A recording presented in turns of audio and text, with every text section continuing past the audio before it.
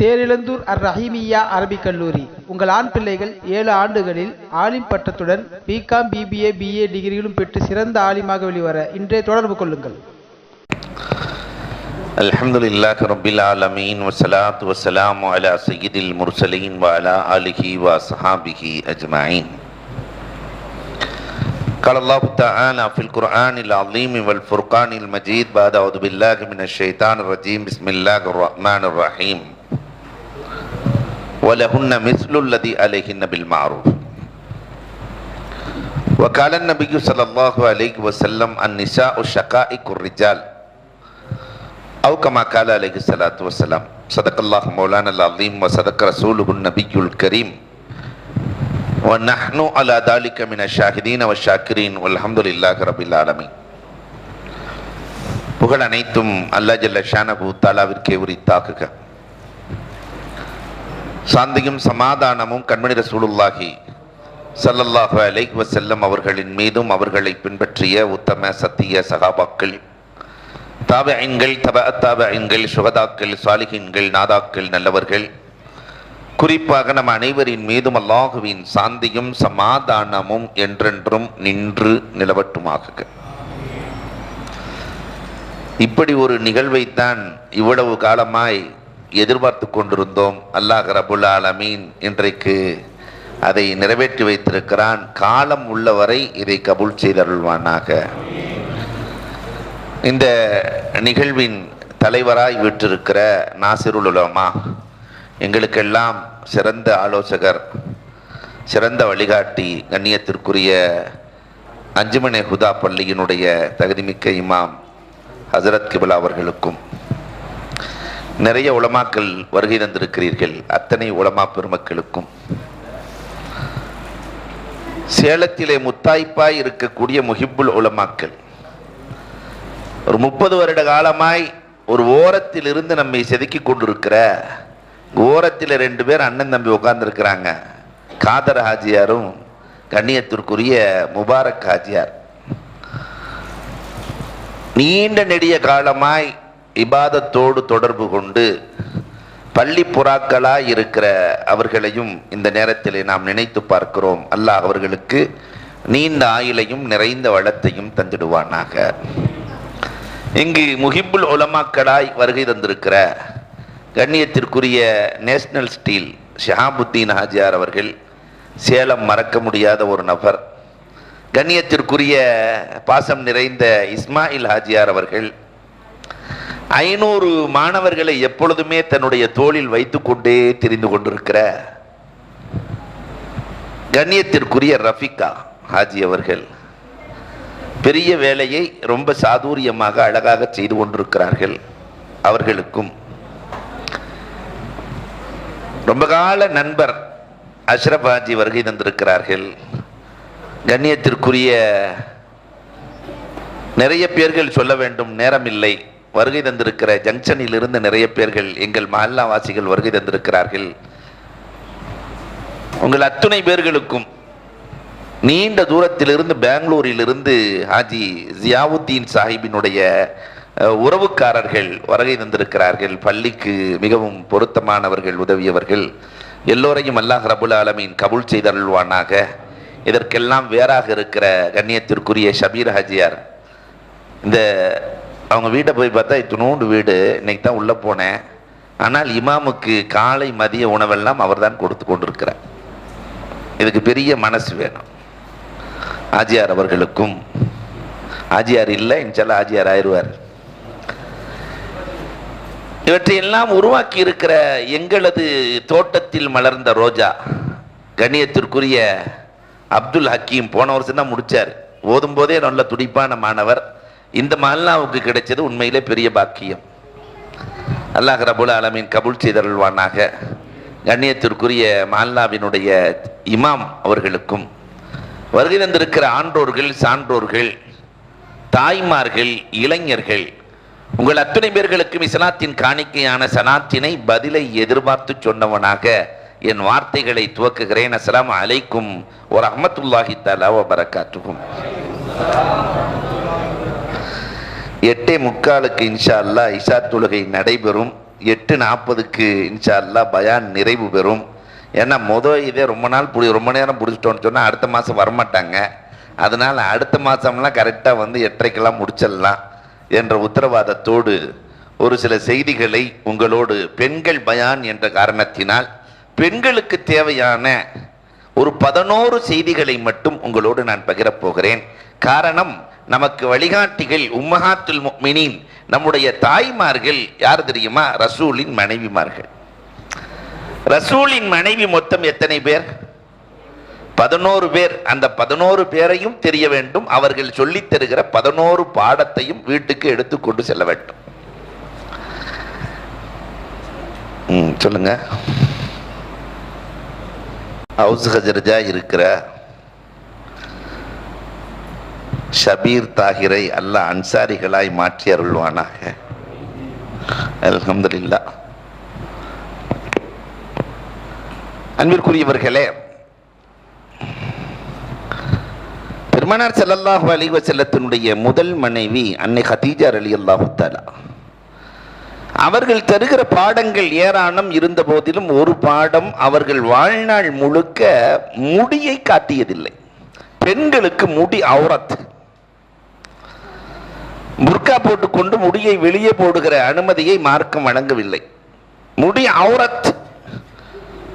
ஜிப்ராயில் அலைஹிஸ்ஸலாத்து வஸ்ஸலாம் அவர்கள் அன்னை கதீஜா ரலியல்லாஹுவுக்கு சலாம் சொல்ல ஆசைப்படுகிறார்கள். பெருமானாரிடத்தில் சொன்னார்கள், நாயகமே, உங்கள் மனைவி கதீஜாவுக்கு நான் சலாம் சொல்ல ஆசைப்படுகிறேன். நாம இருந்தால் அல்ஹம்துலில்லாஹ் வாங்கன்னு கூப்பிட்டு போயிடுவோம். ஆனால் ரசூலுல்லாஹ் என் மனைவி இடத்துல கேட்டு சொல்லுகிறேன் என்றார்கள். அன்னை கதீஜா ரலியல்லாஹு இடத்துல போய் கேட்கிறார்கள், ஜிப்ராயில் உங்களுக்கு சலாம் சொல்ல ஆசைப்படுகிறார், அழைத்து வரட்டுமா? இதை விட பெரிய பாக்கியம் என்ன இருக்கிறதோ, அழைத்து வாருங்கள் ரசூலே. ஜிப்ராயில் வருகிறார்கள், சலாம் சொல்லுகிறார்கள். வந்தது ஜிப்ராயிலா என்று சோதிக்க வேண்டும். சம்மணம் போட்டு அமர்ந்து கொண்டு பெருமானாரை, நாயகமே என் மடியில் அமருங்கள் என்றார்கள். கதீஜா ரலியல்லாஹுவின் மடியில் வலது தொடையில் ரசூலுல்லாஹ் அமர்கிறார்கள். ஜிப்ராயில் நம்மை பார்த்து கொண்டிருக்கிறாரான்னு கேட்டாங்க. ஏன்னா ஜிப்ராயிலை பார்க்கிற ஆற்றல் கதீஜாவின் கண்களுக்கு கிடையாது ரலியல்லாஹு அன்ஹா. ஆமா, பார்த்துக்கிட்டு தான் இருக்கிறாரு. எந்திரிச்சு இடது தொடையில உட்காருங்க. இப்ப பார்க்கறாங்களா? பார்த்துட்டு தான் இருக்கிறாங்க. தலைச்சீலையை அகற்றி மூடி தெரிகிற அமைப்பிலே அன்னை கதீஜா ரலியல்லாஹு அமர்கிறார்கள். இப்பொழுது ஜிப்ராயில் நம்மை பார்த்து கொண்டிருக்கிறாரா? பெருமானார் சொன்னார்கள், தலை தெறிக்க ஓடிக்கொண்டிருக்கிறார். அப்போ வந்தது ஜிப்ராயில் தான். நான் தௌராத்தை படித்திருக்கிறேன், வேதக்காரர்களிடத்தில் கேட்டிருக்கிறேன், எந்த வீட்டில் பெண்கள் முடியை திறந்து வைத்திருக்கிறார்களோ அந்த வீட்டில் காசான மலக்குகள் வருவதில்லை. இன்னைக்கு நமக்கு பக்கத்தில் இருக்கிற மாநில கேரளாவில் அவ்வளோ பரக்கத்து. காரணம் என்ன தெரியுமா? அவர்கள் எந்த நேரத்திலும் முடியை திறப்பதில்லை. ஒரு மேலே போடக்கூடிய ஒரு கவர் இருக்கும். பரக்கத்தை கண்கூடாக காணுகிறோம். இப்ப முடி என்பது அவுரத். அன்னை கதீஜா தருகிற அற்புத பாடம், முடி அவுரத். இனி வாழ்நாளில் நாம் முடியை மறைத்து வாழ வேண்டும். பெருமானார் ஸல்லல்லாஹு அலைஹி வஸல்லம் இரண்டாவதாக மனமுடித்தது சௌதா ரலியல்லாஹு தஆலா. சௌதா ரலியல்லாஹுவுக்கு விட்டு கொடுக்கும் மனம் அதிகம். தன்னுடைய நாளை, ஒவ்வொரு நாளும் ரசூல் ஒரு மனைவியிடத்தில் இருப்பார்கள், தன்னுடைய நாளை ஆயிஷா ரலியல்லாஹுவுக்கு விட்டு கொடுக்கிறார்கள் என்றால் மிகப்பெரிய மனம். இந்த விட்டு கொடுக்கும் மனப்பான்மை யாருக்கு இருக்கிறதோ அவர்கள் வாழ்க்கையில் தோற்பதில்லை. அலி ரலியல்லாஹு தஆலா அபூபக்கர் ரலியல்லாஹுவுக்கு எவ்வளவு மனசு தெரியுமா? விட்டு கொடுக்கிற மனசு. ரசூலுல்லாஹ் உறங்கி கொண்டிருக்கிறார்கள் வீட்டில், போய் கதவை தட்டி உள்ள போகணும். அலி ரலியல்லாஹு சொன்னாங்க, உலகத்திலேயே சிறந்த மனிதர் அபூபக்கர், நீங்க தான் கதவை தட்டணும்னு. அபூபக்கர் ரலியல்லாஹு சொன்னாங்க, நான்லாம் தட்ட மாட்டேன். ஹைருல் ரிஜால், உலகத்திலேயே சிறந்த மனிதர் யார் தெரியுமா? ஹைருன் நிசாவை மணமுடித்தவர். ஹைருன் நிசா யாரு? சிறந்த பெண்மணி ஃபாத்திமா. ஃபாத்திமாவை எனக்கா கொடுத்தாங்க? அலியை உங்களுக்கு தான் கொடுத்தாங்க. உலகத்துல சிறந்த மனிதர் நீங்க தான் கதவை தட்டணும். அலி ரலியல்லாஹு சொன்னாங்க, சொர்க்கத்தில் முதலில் திறவுகோலை உங்கள் கையில் தான் கொடுக்கப்படும், நீங்கள் தான் கதவை தட்டணும். அபூபக்கர் ரலியல்லாஹு சொன்னாங்க, சொர்க்கத்துக்கு நிறைய பேரை அழைத்து செல்பவர் அலி என்று சொன்னார்கள், அதனால் நீங்கள் தான் கதவை தட்டணும். ஜிப்ராயிலே இறங்கிட்டாங்க, ரசூலே ஒரு காலத்தில் அவங்க கதவை தட்ட மாட்டாங்க, நீங்களே போய் கதவை திறந்து விடுங்கள்.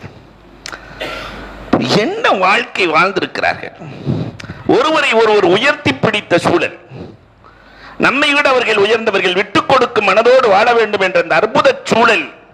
சவுதாவுக்கு இருந்ததை போல குடும்பத்திற்குள் இருக்கிற பெண்களாக இருக்கிற குறிப்பாக மருமகள்மார்களுக்கு வர வேண்டும்.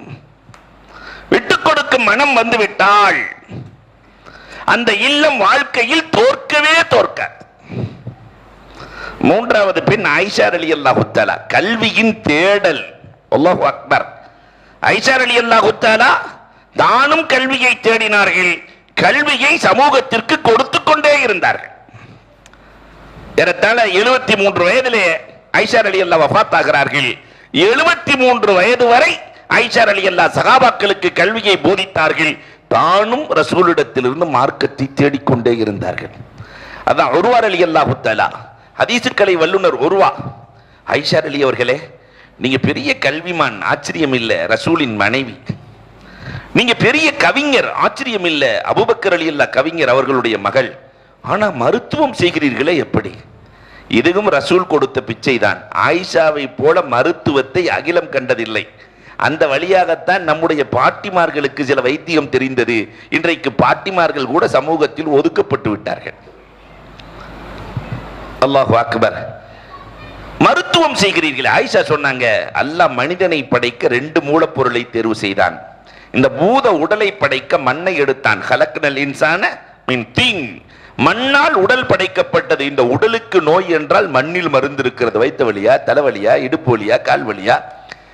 இந்த உடல் இயங்குவதற்கு அல்லாஹ் சொல்லுகிறான், நஃபக்து ஃபீஹி மின் ரூஹி, என் ரூஹை ஊதினேன் என்கிறான் அல்லாஹ். அல்லாஹ்வுடைய ரூஹ் உள்ள போனதுனாலதான் இவன் ஆடுற ஆட்டம் படாத பாடு எல்லாத்தையும் படுத்தி வச்சிருவான். காரணம் நஃபக்து ஃபீஹி மின் ரூஹி என்கிறான் அல்லாஹ்.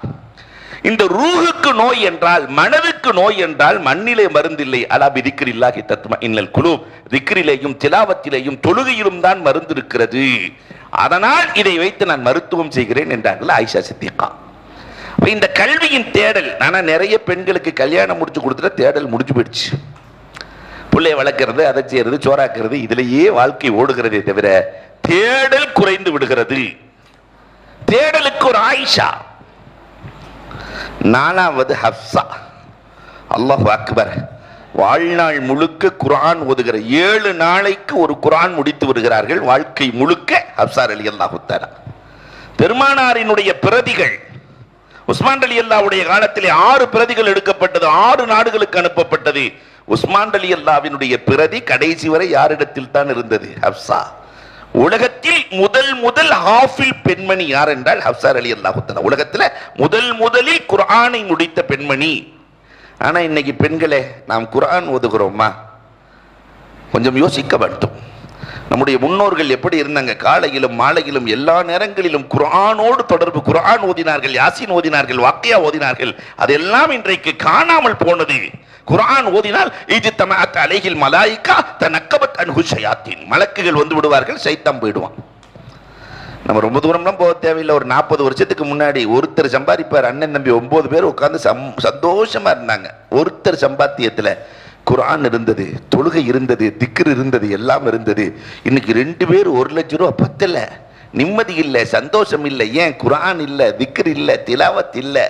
அதனால் அத்தனை கஷ்டம். அதனால அன்புக்குரியவர்களே, குர்ஆன் ஓதுவதில் ஹப்சா ரலியல்லாஹுவை உதாரணமாக எடுக்க வேண்டும். வாரத்திற்கு ஒரு குர்ஆன். நாம ஒரு மாசத்துக்காவது ஒரு குர்ஆன் முடிக்க வேண்டுமா இல்லையா? அல்லாஹு அக்பர். 5வதாக உம்மு சலமா ரலியல்லாஹு தஆலா. இந்த உலகத்திற்கு பெருமானார் சொன்ன மந்திர ஹதீசுகள், மந்திர சொற்கள், நிறைய தஸ்பீகாத்துகள், நிறைய திக்ர்கள், அதுக்கார்கள் அத்தனையும் கொடுத்தது உம்மு சலமா. ஒரு நாள் உம்மு சலமா ரலியல்லாஹு உட்கார்ந்து ஓதிக்கிட்டு இருக்கிறாங்க. ரசூலுல்லாஹ் தொழுகைக்கு வர்றாங்க. லுகர் தொழுகைக்கு உம்மு சலமா ஓதிக்கிட்டே இருக்கிறாங்க. அசருக்கு வர்றாங்க, ஓதிக்கிட்டே இருக்கிறாங்க. ரசூலுல்லாஹ் பார்த்து சிரிச்சிட்டு போயிட்டாங்க. மகரிபுக்கு வந்தாலும் ஓதிக்கிட்டே இருக்கிறாங்க. இஷாவுக்கு வந்தாலும், பொம்பளைகளுக்கு ஆர்வம் வந்தா மொத்தமா வந்துடும், போயிருச்சுனாலும் மொத்தமா போயிடும். இங்க வந்திருக்கிற பெண்கள் உங்களை சொல்லல, நீங்கள்லாம் அவுலியாக்கள். நான் ஊருக்கு போகணுமா, வீட்டுக்கு போகணுமா இல்லையா? அன்புக்குரியவர்களே, தொடர்ந்து ஓதுவதை பார்த்து விட்டு பெருமானார் ஆனந்தத்தில் சொன்னார்கள், உம்மு சலமா, நான் ஒரு தஸ்பீகை சொல்லட்டுமா? அதை ஒரு தடவை சொன்னால் மலக்குகளால் அதன் நன்மையை எழுத முடியாது அம்மா. அவ்வளவு அதிக நன்மையை கொடுக்கிற தஸ்பீகை சொல்லட்டுமா? சுப்ஹானல்லாஹி வ பிஹம்திஹி அதத ஹல்கிஹி வ ரிதா நஃப்ஸிஹி வ ஸினத அர்ஷிஹி வ மிதாத கலிமாத்திஹி. இது போன்ற மந்திர சொற்கள் இந்த உம்மத்திற்கு கிடைத்தது யார் மூலமாக? உம்மு சலமா ரலியல்லாஹு தஆலாவின் மூலமாக கிடைக்கிறது. ஆறாவதாக ரசூலுடைய மனைவியில உம்மு ஹபீபா ரலியல்லாஹு தஆலா, கணவனின் மீது பாசம். பெற்றோர் மீது பாசமா, கணவனின் மீது பாசமா? இன்னைக்கு இருக்கிற நம்முடைய மனைவிமார்கள்ட்ட கேட்டாக்கா கணவனுக்கு 2ஆம் தர அந்தஸ்து தான். முதல்ல தன்னுடைய தாய் தகப்பன், தன்னுடைய அண்ணன் தம்பி, அக்கா தங்கச்சி எல்லாம் முடிச்சதுக்கு பின்னாடி கணவனின் மீது லேசா ஒரு பாசம். அதுக்கு பின்னாடி அவங்க அண்ணன் தம்பி, அவங்க அக்கா தங்கச்சி வானா என்ற இந்த ஒதுக்கி தள்ளுகிற இந்த சூழலில் நிறைய பேர் சிரிக்கிறத பார்த்தா நடக்கிற மாதிரியே தெரியுது. அப்ப அன்புக்குரியவர்களே, உம்மு ஹபீபா ரலியல்லாஹு தஆலாவினுடைய கணவர் ரசூலுல்லாஹ், தகப்பனார் யார் தெரியுமா? Abu Sufyan. Abu Sufyan Quraishi குல தலைவர். அபூ சுஃபியான் அல்லாஹு அக்பர், இஸ்லாத்துக்கு வரல, தன் மகளை பார்க்க வர்றாரு, உம்மு ஹபீபா ரலியல்லாஹுவை பார்க்க வர்றாரு. ரசூலுல்லாஹ் உட்கார்ந்த அந்த மேஜையில அபூ சுஃபியான் ஆக உயர்ந்த தலைவர் வந்து உட்கார்றாரு. முசலமா உம்மு ஹபீபா ரலியல்லாஹு சொன்ன வார்த்தை என்ன தெரியுமா? இங்கு அமருகிற தகுதி உங்களுக்கு இல்லை. தகப்பனை விட கணவனை மதிக்கிற பெண் வாழ்க்கையில் தோற்பதில்லை. திருமணத்துக்கு பிறகு தகப்பன் முதலா கணவன் முதலா இந்த பரீட்சையில் யார் ஜெயிக்கிறார்கள்? கணவன் என் தகப்பனை விட மேல் என்று நினைக்கிற குடும்பத்தில் அந்த பெண் தோற்பதே இல்லை. புருஷனை விட எங்க அத்தாதான் நினைக்கிற குடும்பம் ஜெயிப்பதே இல்லை. எழுதி வைத்துக் கொள்ளுங்கள். மார்க்கம் சொல்லுகிறது. அன்பிற்குரியவர்களே, ஏழாவதாக ஒரு பெண்மணி இருக்கிறார்கள், ஜைனப் ரலியல்லாஹு தஆலா, தாத்துல் யத். அந்த அம்மாக்கு கை நீளமான பெண்மணியின் பேரு. நிறைய தான தர்மங்கள், நிறைய தான தர்மங்கள். அந்த உள்ளம் அல்லாஹ்ட்ட கேட்கறதுல துவாக்கல்ல. அந்த அம்மா கேட்ட துவா என்னன்னா, யா அல்லாஹ் எனக்கு வழங்குகிற விசாலமான உள்ளம் கொடு. அந்த அம்மா அந்த உள்ளம் இருக்கா இல்லையா, கொடுக்கும் உள்ளம். இமாம் கஸாலி சொல்லும் போது இன்னொரு படி மேலேறி பேசுறாரு. கணவன் மனைவி உறவில் இருக்கிற ஆனந்தத்தை விட ஒரு ஏழையின் கையிலே ஒருவர் தர்மம் செய்கிற போது அல்லாஹ் கொடுக்கிற ஆனந்தம் அலாதியானதுங்கிறார். ஏழையின் கையிலே போய் அந்த கொடுக்கிற போது ஒரு சந்தோஷத்தை அல்லாஹ் கொடுக்கிறானே, அந்த சந்தோஷம் கணவன் மனைவி உறவில் கிடைக்காத சந்தோஷம் என்று எழுதுகிறார்கள். அல்லாஹு அக்பர். அந்த கொடுக்கும் ஆற்றல் படைத்தவர்கள் யாரு? ஜைனப் ரலியல்லாஹு தஆலா. அடுத்த ஒரு ஜைனப் இருக்கிறார்கள், ஜைனப் பின்த் ஹுசைமா. ரசூல் ஸல்லல்லாஹு அலைஹி வஸல்லத்தினுடைய மனைவியில ரசூலுல்லாஹ் கூட 8 மாதம் தான் வாழ்ந்தார்கள், வஃபாத் ஆகிவிட்டார்கள். ஆனால் இந்த 8 மாதத்தில் 9 யத்தீம்களை வளர்த்தார்கள். மதீனாவில் யாராவது யத்தீம்னாக்கா உடனே யார் வீட்டுக்கு கொண்டு போய் விட்டுருவாங்களா? ஆனா காஃபிலுல் யத்தீம் ரசூலுல்லாஹ் சொன்னாங்களா இல்லையா, நான் யத்தீமின் பராமரிப்பு. அந்த யத்தீம் ஃபுல்லா யார் வீட்டில் இருந்தாங்கன்னா ஜைனப் பின்த் ஹுசைமா ரலியல்லாஹு தஆலா. நம்ம சொந்தங்கள்ல யாராவது யத்தீம் இருந்து அவங்கள மட்டும் நம்ம தூக்கி வச்சுக்கிட்டோம்னா ரப்ப பாக்கெட்ல வைக்கிறதுக்கு சமம். அந்த ஏழைகளை, நம்முடைய இல்லங்களில் உறவுகளில் இருக்கக்கூடிய யத்தீம்களை யார் பராமரிக்கிறார்களோ, தன் பிள்ளையை போன்று பராமரிக்கிறார்களோ, தன் பிள்ளைக்கு கொடுக்கிற மரியாதையை யார் கொடுக்கிறார்களோ அவர்கள் வாழ்க்கையில் தோற்பதே இல்லை. அல்லாஹ் அக்பர். 9வதாக மைமுனா ரலியல்லாஹு தஆலா. இரவு வணக்கங்கள். மைமுனா ரலியல்லாஹு தஆலாவை போல இபாதத். அந்த அம்மா 5 நேரம் தொழுகாது, 8 நேரம். இஷ்ராக் விட்டதாக வரலாறு இல்லை, லுஹா விட்டதாக வரலாறு இல்லை, தஹஜ்ஜத் விட்டதாக வரலாறு இல்லை. அவாபில். அல்லாஹு அக்பர். நிறைய பேத்துக்கு அவாபில்னா எத்தனை நேரத்தில் தொழுகிறதுன்னு தெரியாது. அவாபில் தொழுக நான் கேட்க மாட்டேன், அதனால நீங்க கவலைப்பட தேவையில்லை. மகரிபுக்கு பிறகு 6 ரக்காத்.